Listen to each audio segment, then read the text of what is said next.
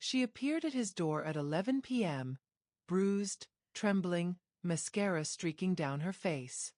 The Mafia Boss didn't do favors, didn't rescue strangers. But when she whispered 3 words that shattered the silence, "Please save me," something in her eyes made him pause. Not the fear. The fury buried beneath it. Her ex had made a fatal mistake. He'd pushed her to the one man in the city who understood what it meant to watch someone you care about suffer. And Carter Dallas didn't just save people. He erased problems. Permanently. What he did next changed everything.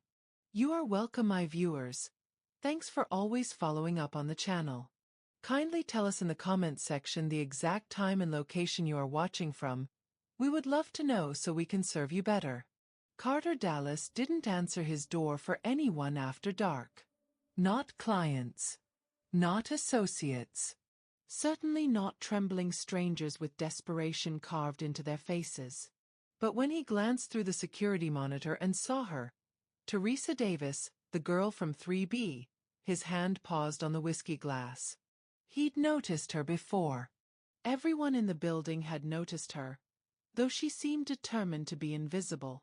She kept her head down in the elevator, mumbled apologies when someone held the door, practically disappeared into the wallpaper during building meetings. Carter had pegged her as one of those gentle souls the world chewed up and spit out daily.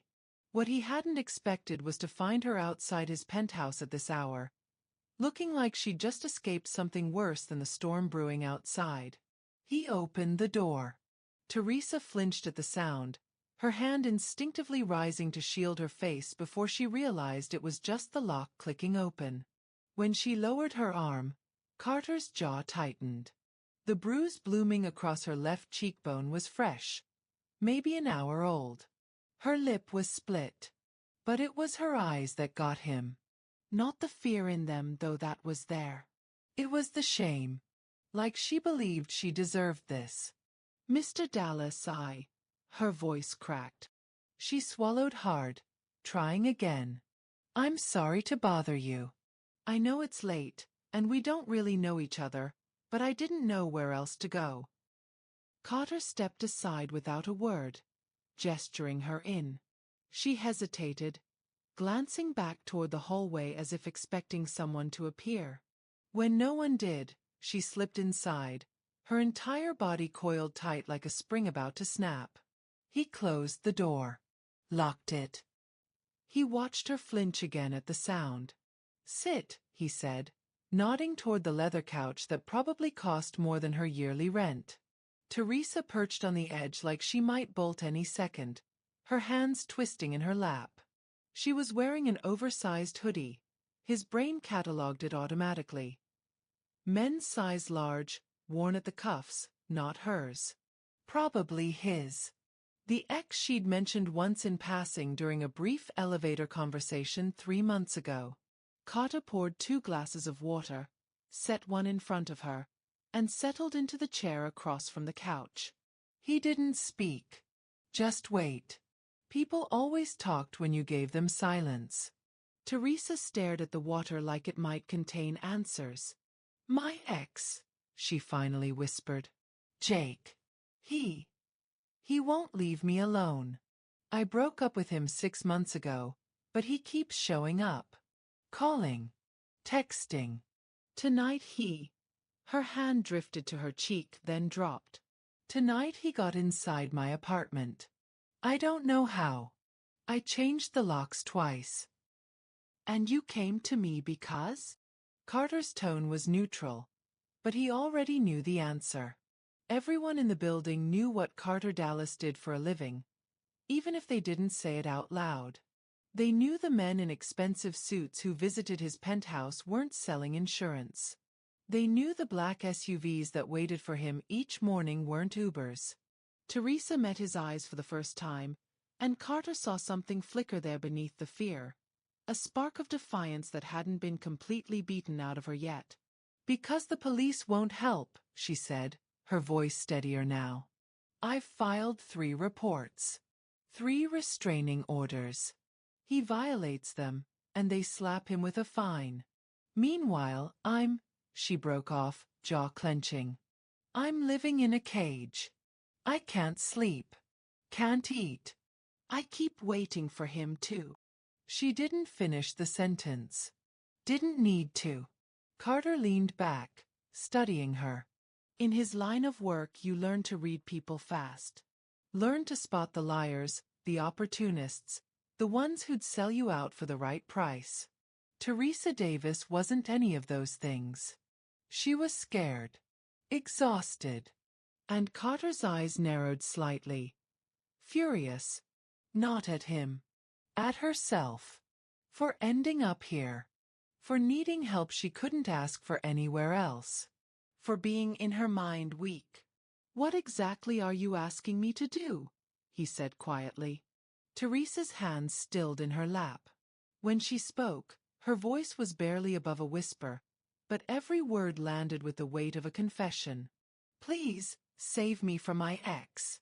What would you do if the system designed to protect you kept failing? Drop a comment below. I want to hear your thoughts. The silence that followed her plea stretched between them like a taut wire. Carter didn't move, didn't blink, just watched her with those unreadable dark eyes that had probably seen more violence than she could imagine. Teresa's courage began to crumble under his scrutiny. I can pay you, she added quickly, desperately. Not much, but I have savings. I work 2 jobs. I'm a pediatric nurse at Mercy General during the day and I waitress at Romano's on weekends.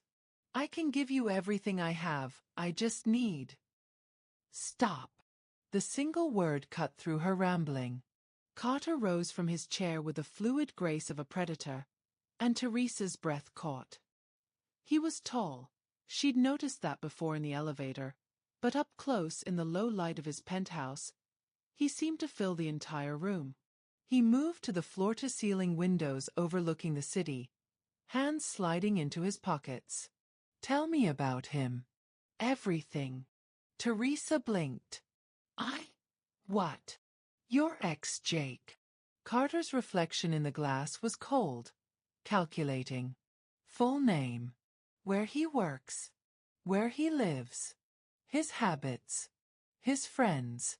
Everything you know. Jake Morrison, Teresa said, her voice gaining strength as she spoke. He's a financial analyst at Westbrook and Associates. Lives in the Marina District. His father owns the building, so he doesn't pay rent. She faltered, shame creeping back into her voice. He's charming. Everyone loves him. His friends, his family, his co-workers. When I tried to tell people what he was really like, they didn't believe me. Said I was being dramatic. That Jake would never. But he did. Carter turned from the window, and something in his expression made Teresa's next breath stick in her throat. It wasn't a pity. It was recognition. Like he'd seen this story play out 1,000 times and knew exactly how it ended. He started small, Teresa continued, the words spilling out now like poison she'd been holding in too long. Criticizing my clothes, my friends, my job. Said I was too sensitive when I got upset. Then he started checking my phone. Showing up at the hospital unannounced to surprise me, but really to make sure I was where I said I'd be. When I finally left him. Her hand trembled as she touched her cheek again. He said I belonged to him. That no one else would ever want me. That I was nothing without him. Carter's jaw flexed. And you believed him. It wasn't a question. Teresa's eyes burned. For a while, yes. He made me believe a lot of things.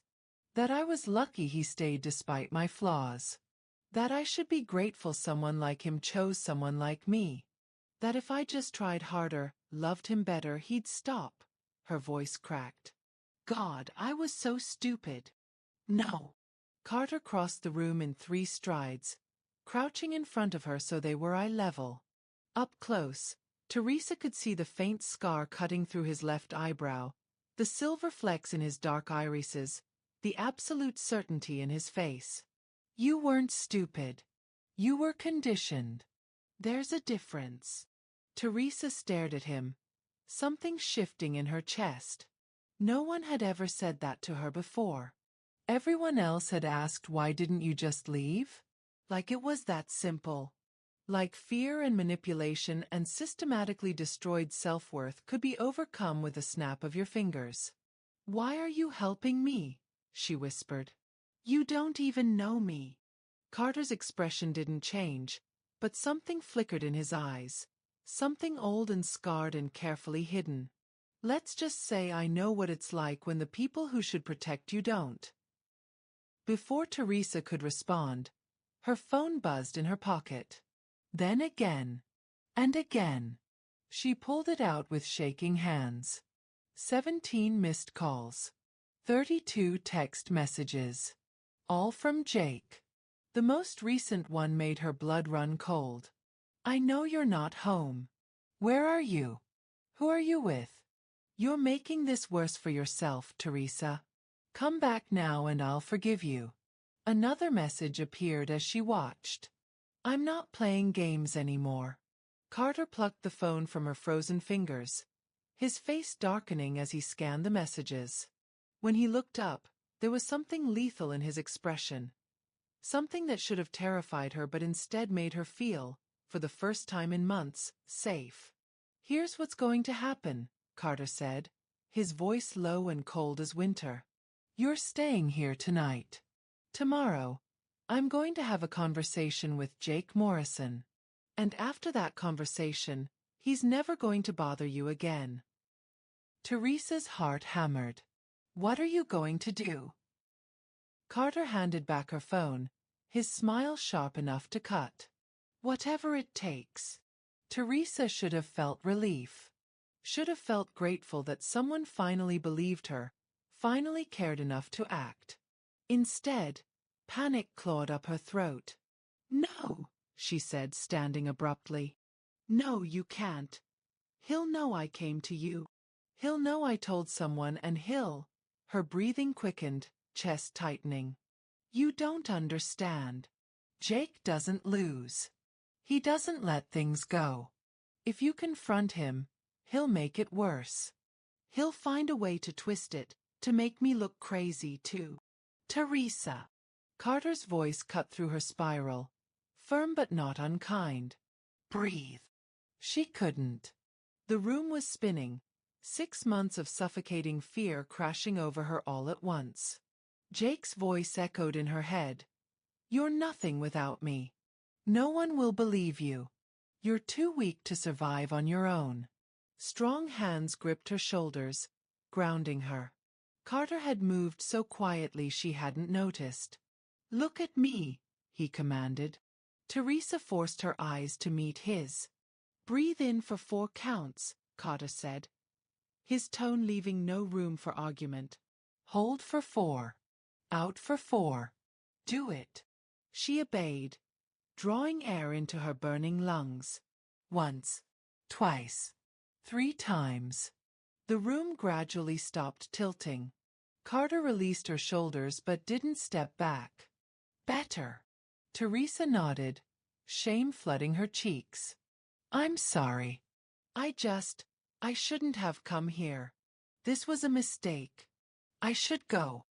She moved toward the door, but Carter's arm shot out, blocking her path. Not touching her, just there. A wall she'd have to physically push past.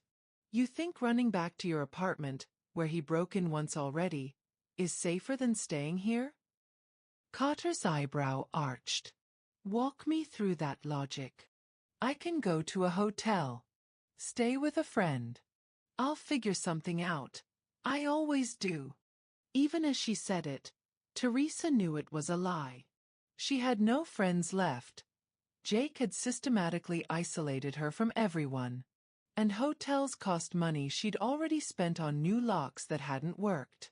You came to me for help, Carter said quietly. Now you're trying to leave because you're afraid of what accepting that help means. Teresa's hands clenched into fists. I'm afraid of what it'll cost. Men like you don't do favors for free, Mr. Dallas. I'm not naive. Something flashed across Carter's face. Anger, maybe, or disappointment. You think I want something from you, don't you? Teresa's voice cracked, but she held her ground. Everyone wants something. Jake wanted control. My father wanted a perfect daughter who didn't ask questions. My ex before Jake wanted someone to fix him. So what do you want? Because I need to know what I'm trading before I agree to this. The words hung in the air between them, ugly and honest. Carter studied her for a long moment, then moved to the bar and poured himself a drink. Whiskey, neat. He took a slow sip before speaking. When I was 14, he said, his back still to her, I watched my mother get beaten by her boyfriend. Every night for 2 years. She'd make excuses, said she deserved it, said he loved her, said she had nowhere else to go. He turned, and the rawness in his expression made Teresa's breath catch. I begged her to leave. Offered to protect her. She wouldn't listen. Until one night when I came home and found her on the kitchen floor, barely breathing. Teresa's hand flew to her mouth. She survived, Carter continued, his voice eerily calm. Spent 3 months in the hospital. And you know what she did when she got out? Went back to him. Said I didn't understand, that it was complicated, that he'd promised to change. He drained his glass. She's been dead 6 years now. He killed her during an argument about burnt toast. The silence was suffocating. I don't want anything from you, Teresa, Carter said, setting down his glass with controlled precision. Except for you to stop making the same excuses my mother made. Stop minimizing. Stop protecting him.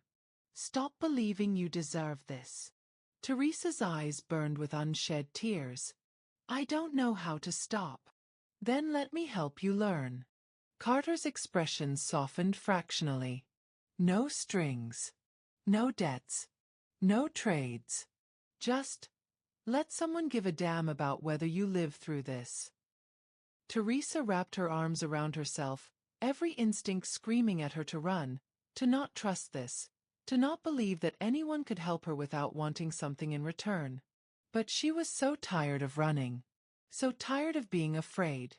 So tired of being alone. Okay, she whispered. Okay. Carter nodded once. Guest rooms down the hall. Second door on the left. There's a lock on the inside. Use it if it makes you feel safer. We'll talk more in the morning. As Teresa walked toward the hallway, she paused. Carter. He looked up. Thank you. His expression remained unreadable. Don't thank me yet. Teresa didn't sleep. She lay in Carter's guest room, which was larger than her entire apartment, staring at the ceiling and listening to the unfamiliar sounds of his penthouse. The hum of expensive appliances. The distant rumble of the city below. The occasional creak of floorboards as Carter moved through the space. Around 3 a.m., she heard his voice through the walls. Low, controlled, but with an edge that made her skin prickle. He was on the phone with someone, speaking in clipped sentences she couldn't quite make out. She wondered if he was already making calls about Jake. The thought should have comforted her. Instead, it made her stomach twist with guilt. What right did she have to drag Carter into her mess? He'd already been through enough. His mother's story still echoed in her mind, heavy and heartbreaking. When dawn finally crept through the floor-to-ceiling windows, Teresa gave up on sleep. She found Carter in the kitchen, dressed in a crisp black shirt with the sleeves rolled up, making coffee like he hadn't been awake all night orchestrating whatever plan he'd concocted. You look terrible, he observed, sliding a mug across the marble counter toward her. Good morning to you too. Teresa accepted the coffee, wrapping her hands around the warmth. The bruise on her cheek had darkened to a deep purple overnight. Carter's jaw tightened at the sight of it. I'm having someone install a new security system in your apartment today. Cameras, reinforced locks, panic buttons. My guy, Ricky, he's discreet. He'll be done by noon. Teresa blinked. I can't afford. I'm not asking you to. Carter leaned against the counter, arms crossed. Consider it part of the service. What service? You still haven't told me what you're planning to do about Jake. Because you don't need to know the details. His tone was final. What you need to know is that by the end of the week, Jake Morrison won't be a problem anymore. Something cold slithered down Teresa's spine. You're not going to kill him, are you? Carter's expression didn't change. Would you care if I did? The question hung between them, sharp and dangerous. Teresa opened her mouth to say yes, of course I'd care, but the words wouldn't come. Because the truth, the dark, shameful truth she'd never admitted to anyone, was that part of her wouldn't care. Part of her had fantasized about Jake simply disappearing from her life in whatever way made that possible. I'm not a murderer, Teresa, Carter said, something almost amused flickering in his eyes. Despite what people say about me, violence is a tool, not a first resort. There are more effective ways to neutralize threats. Before Teresa could respond, her phone buzzed. Then again. And again. Jake. She didn't need to look to know it was him. The pattern was always the same. Long stretches of silence followed by rapid-fire contact when he decided she'd been punished enough for whatever imagined slight. Carter held out his hand. Give me your phone. What? No. Teresa. His voice softened. Trust me. Against every instinct, she handed it over. Carter scrolled through the messages, his expression growing colder with each one. Teresa already knew what they said. The threats disguised as concern. The gaslighting wrapped in declarations of love. The promises that this time would be different if she'd just come back. Just give him another chance.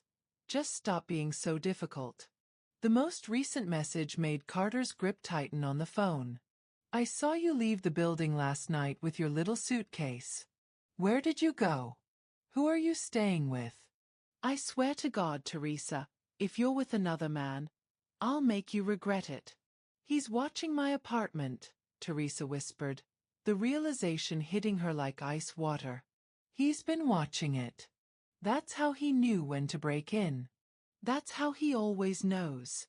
Her voice broke. Oh God, how long has he been watching me? Carter set the phone down carefully, like he was restraining himself from throwing it through a window. That ends today. You're not going back there. I have to. I have work I have. Call in sick. I can't just. Teresa. Carter moved around the counter, and suddenly he was close enough that she could see the fury simmering beneath his controlled exterior. Jake is escalating. You see that, don't you? The break-in, the surveillance, the threats. He's building towards something. And I need 48 hours to make sure that when he does finally snap, you're not within his reach. 48 hours, Teresa repeated. And then what? Then you get your life back. Carter's voice was steel wrapped in silk. Without him in it. Teresa wanted to argue. Wanted to insist she could handle this herself, that she didn't need Carter's protection, that she was stronger than everyone, including herself, believed. But the exhaustion was bone deep now. And for once, the thought of letting someone else carry this weight didn't feel like weakness. It felt like survival. 48 hours, she agreed quietly. Carter nodded. I need you to stay here. Don't answer his calls. Don't respond to his messages. As far as Jake Morrison is concerned, you've vanished. And what are you going to be doing? Carter's smile was razor sharp, teaching him what happens when you hurt what's mine. The possessiveness in those words should have set off alarm bells. Should have reminded Teresa that she just escaped one controlling man. Why would she trust another? But something about the way Carter said it felt different. Not ownership. Protection. Maybe she was fooling herself. Or maybe, for the first time in years, someone was actually on her side. The hours crawled by like wounded animals.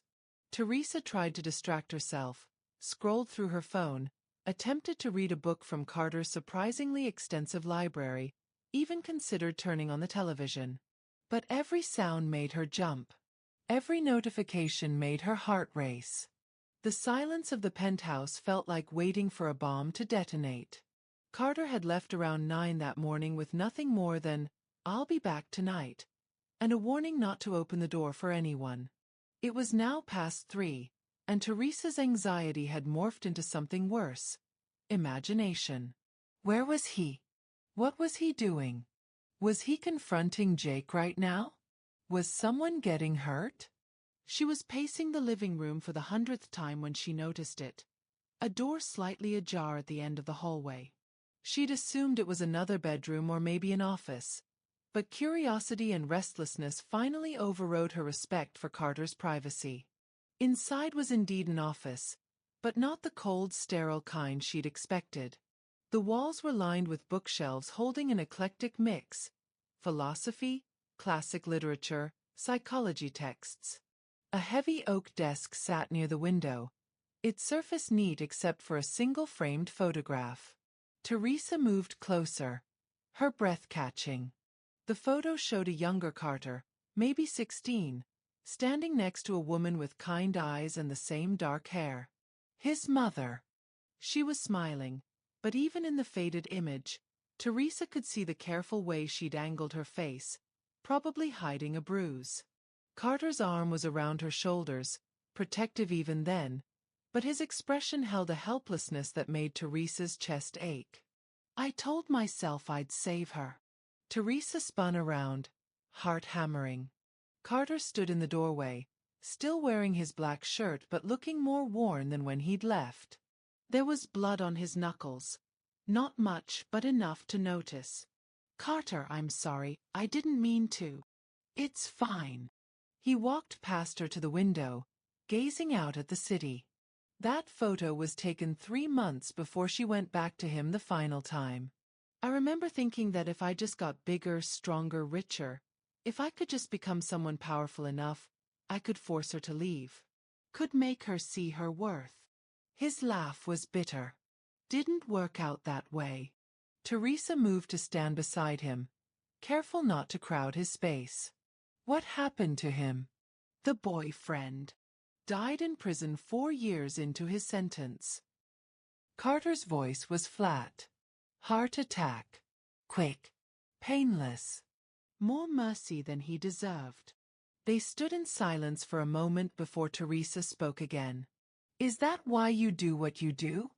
The business you're in?" "Partly."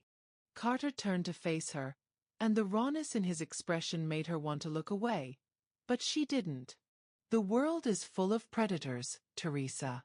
Men like your ex, like my mother's killer.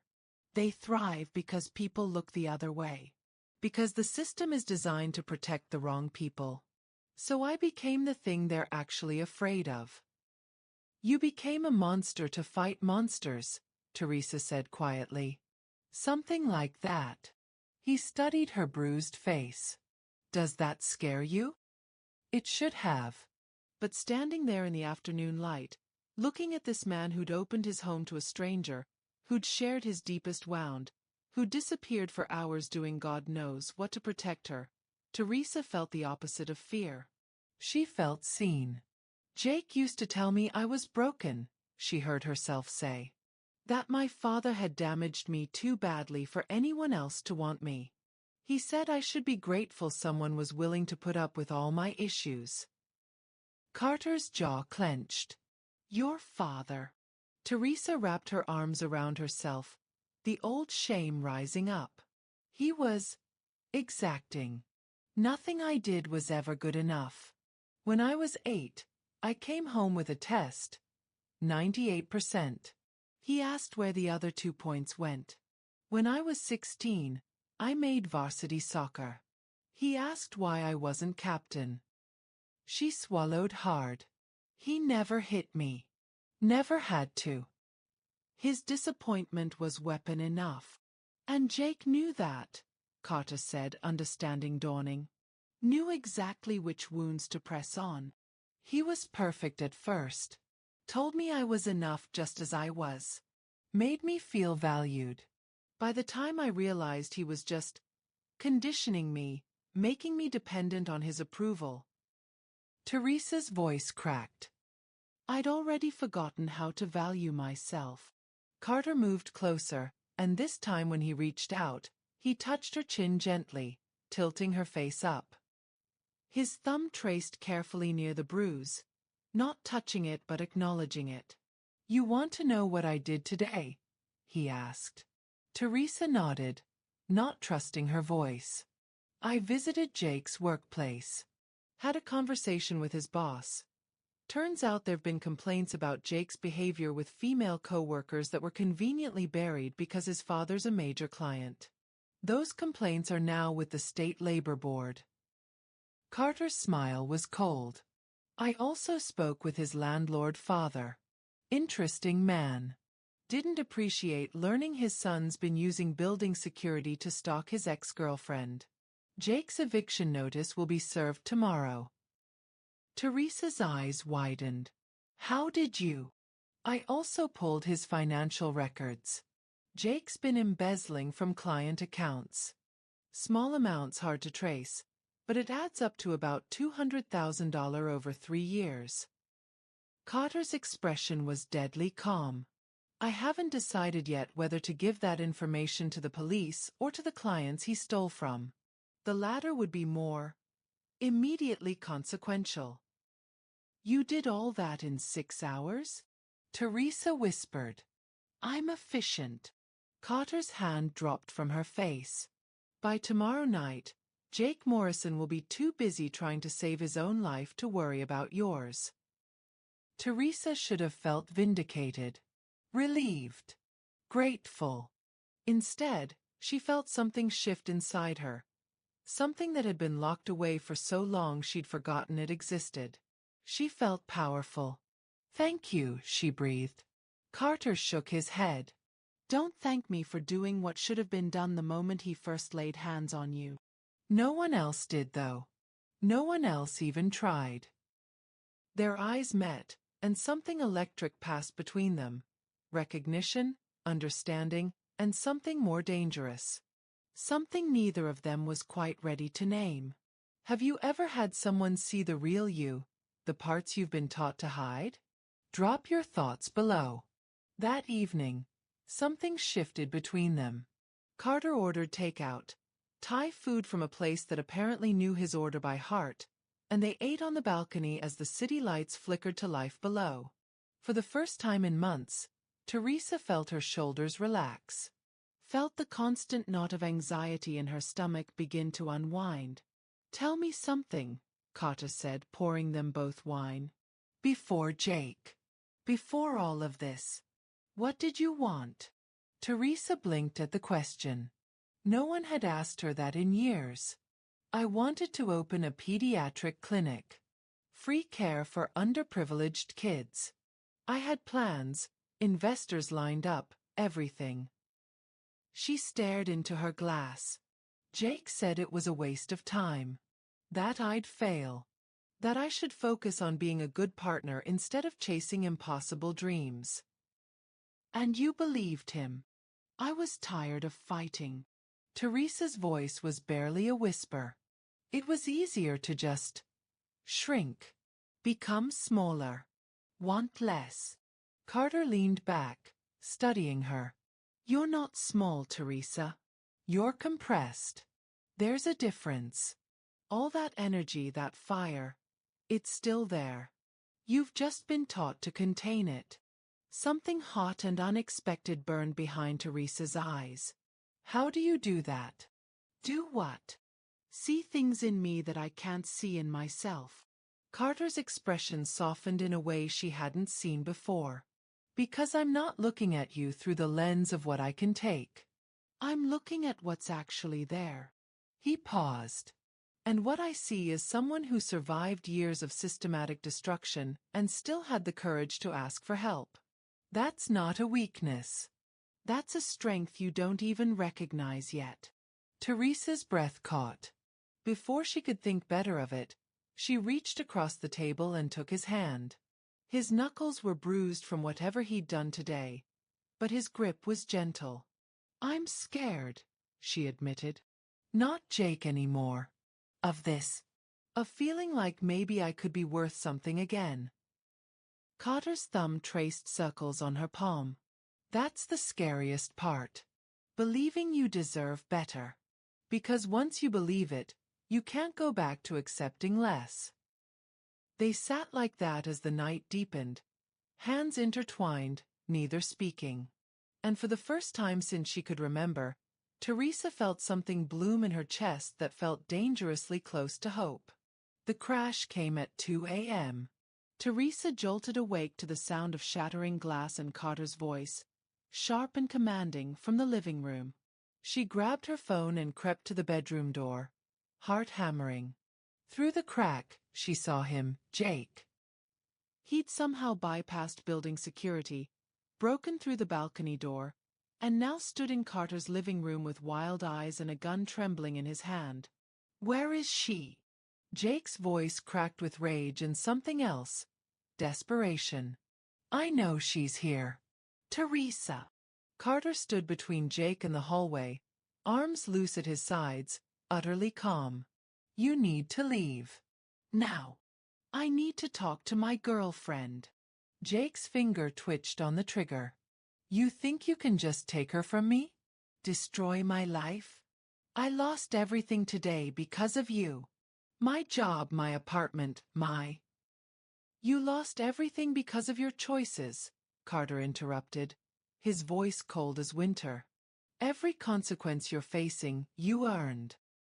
Jake laughed, high and unhinged. You don't get it. Teresa is mine. I made her. Without me, she's nothing. She needs me, even if she's too stupid to see it. Teresa's hands clenched. She'd heard those words 1,000 times, let them carve themselves into her bones until she believed them. But hearing them now, watching Jake wave a gun around like a child throwing a tantrum because someone took his toy, she saw him clearly for the first time. Not as the powerful, sophisticated man he'd convinced her he was, but as a pathetic, insecure boy who needed to control someone weaker to feel strong. Before she could stop herself, Teresa stepped into the hallway. Teresa, no. Carter's voice held a note of panic she'd never heard. But she kept walking until she stood beside Carter, facing Jake head-on. I'm not yours, she said, her voice steady. I never was. Jake's face contorted. After everything I did for you? I stayed with you despite your damage, your issues, your constant neediness. You didn't fix me, Jake. Teresa's voice grew stronger with each word. You broke me. Systematically. Deliberately. Because that was the only way someone like you could keep someone like me. You ungrateful. Jake raised the gun, pointing it directly at her chest. Everything happened in seconds. Carter moved like liquid violence, closing the distance before Jake could process the motion. The gun discharged, a deafening crack, but Carter had already redirected Jake's arm. The bullet buried itself in the ceiling. Jake hit the floor hard, Carter's knee on his back, the gun skittering across expensive hardwood. But it was Teresa who picked it up. Teresa stood over the man who'd terrorized her for years, weapon steady in her hands, looking down at him with something that wasn't quite hate. It was colder than that. It was a dismissal. You're nothing, she told him quietly. And you always were. Sirens wailed in the distance. Carter had already called them, she realized. Had probably triggered a silent alarm the moment Jake broke in. As police flooded the penthouse, as Jake was dragged away screaming threats and promises, Teresa stood frozen. The gun felt impossibly heavy now. She was shaking so hard her teeth chattered. Carter took the weapon gently from her hands and pulled her against his chest. She broke then, great heaving sobs that felt like they were tearing her apart from the inside. "I've got you," Carter murmured into her hair. "You're safe. You're safe." But even as she clung to him, Teresa couldn't shake the feeling that everything had just changed. And she didn't know if she was ready for what came next. The aftermath was a blur of police statements, evidence collection, and the slow reality of what had almost happened settling into Teresa's bones. Jake was arrested on multiple charges: breaking and entering, assault with a deadly weapon, stalking, embezzlement. Carter's evidence combined with the attempted shooting meant Jake wouldn't see freedom for years. It should have felt like victory. Instead, Teresa felt numb. 3 days after the incident, she sat in Carter's guest room, staring at her phone. Her apartment was ready. Ricky had finished the security upgrades, and the police had cleared it as safe. She had no reason to stay. Except she didn't want to leave. And that terrified her. A soft knock interrupted her spiral. Carter stood in the doorway, 2 mugs of tea in hand. He'd been careful with her since that night, giving her space but staying close enough to catch her if she fell. "You've been hiding in here for 6 hours," he observed, settling into the chair by the window. "I'm not hiding. I'm thinking. About." Teresa wrapped her arms around her knees. "About how I don't know who I am without fear. For 2 years with Jake I was just survival mode. Before that, I was trying to prove something to my father. I've never just been me. And now I'm supposed to figure out who that is, except..." Her voice cracked. "What if there's nothing there? What if I'm just an empty space shaped by other people's expectations?" Carter set down his mug. "Teresa. And you," she continued, the words tumbling out. "You saved me. You protected me. You saw something in me that I couldn't see. But what if that's just... what if I'm just doing the same thing I did with Jake? Attaching myself to whoever makes me feel safe." The silence that followed was suffocating. "Is that what you think this is?" Carter's voice was careful, controlled. Teresa forced herself to meet his eyes. "I don't know what this is. I don't know what I feel. All I know is that I can't trust my own judgment anymore. What if everything I think I feel for you is just trauma bonding? Gratitude? Fear of being alone?" Carter stood, and for a moment Teresa thought he might leave. Instead, he crossed to where she sat and crouched in front of her, the same way he had that first night. "You want to know what I think," he said quietly. "I think you're terrified that feeling something real means you could get hurt again. So you're trying to logic your way out of it before that can happen." Teresa's eyes burned. "Wouldn't that be the smart thing to do? Maybe. But playing it safe means shutting down every part of you that Jake tried to destroy. Your hope. Your trust. Your ability to believe you're worth someone's genuine care." Carter's expression was raw in a way she'd never seen. "And I won't make that choice for you, Teresa. If you want to walk away, convince yourself this was nothing, protect yourself, that's your right. God knows you've earned the right to put walls up. But," Teresa whispered, "but I need you to know that what I feel isn't about fixing you or saving you or any hero complex." His voice dropped. "I see you. The real you. The strong, brilliant, complicated woman who survived hell and came out the other side still capable of caring about others. And I'm asking, not as someone you owe, not as your protector, but as someone who's falling for you, give us a chance. Give yourself a chance." Teresa's breath caught. "I'm scared. I know." Carter's hand found hers. "But maybe it's time to be scared and brave at the same time." Teresa looked down at their intertwined fingers. his scarred and bruised, hers trembling. This man had shown her what protection without possession looked like. What strength without cruelty looked like. What seeing someone's value without demanding they prove it looked like. Maybe trust wasn't about being certain. Maybe it was about choosing to believe despite the fear. "Okay," she whispered. Carter's expression transformed. "Okay. Okay." Teresa managed a shaky smile. "Let's try. Slow. No expectations. Just see what happens when I'm not running from something but running toward something." Carter pressed his forehead to hers. "Slow. I can do it slowly." 6 months later, Teresa stood in front of a modest building in the heart of the city, hands shaking as she unlocked the door. The sign above read, "Teresa Davis Pediatric Clinic. Free care for every child." Carter leaned against his car, watching with that quiet pride he'd perfected, the kind that didn't demand acknowledgement but warmed you from the inside out. "You're not coming in?" Teresa called. "It's your moment. I'm just here for moral support and heavy lifting." He gestured to the boxes of medical supplies in the trunk. Teresa crossed back to him, and this time she didn't hesitate before sliding her arms around his waist. 6 months ago, casual touch had made her flinch.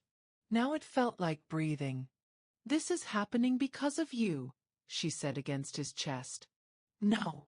Carter tilted her chin up, his expression firm.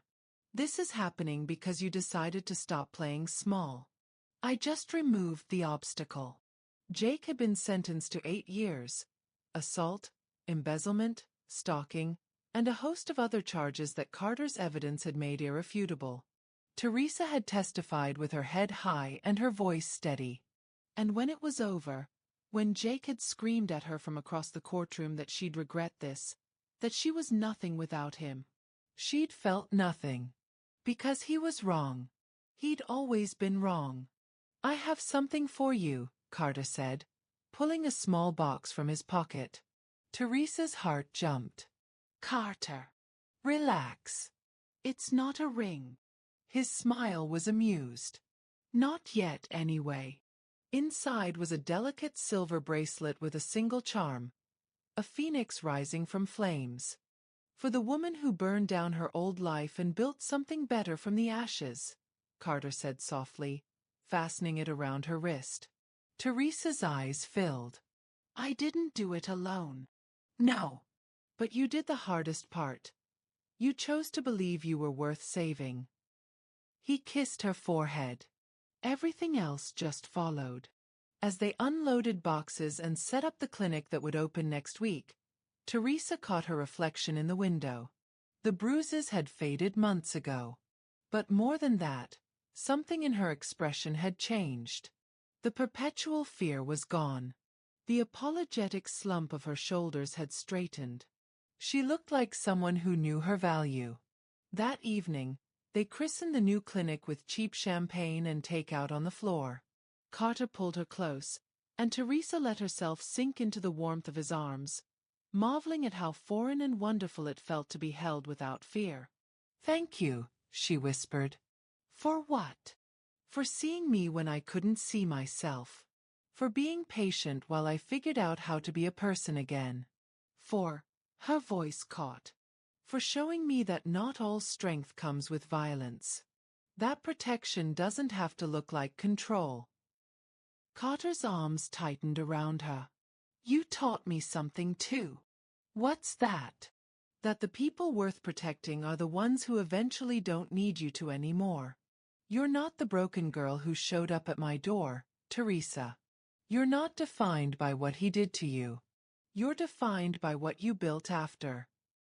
Teresa turned in his arms, looking up at this complicated, dangerous, unexpectedly gentle man who'd helped her remember she was more than her trauma.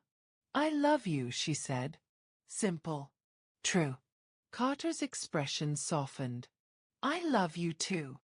And as the city lights flickered on around them, Teresa Davis, nurse, survivor, clinic owner, Woman who'd learned her value was never defined by who mistreated her. Kissed the man who'd helped her find her way home to herself. Not because she needed saving anymore, but because she chose him. And that made all the difference. What's the bravest choice you've ever made for yourself? Share your story in the comments. Your courage might inspire someone else to take that first step.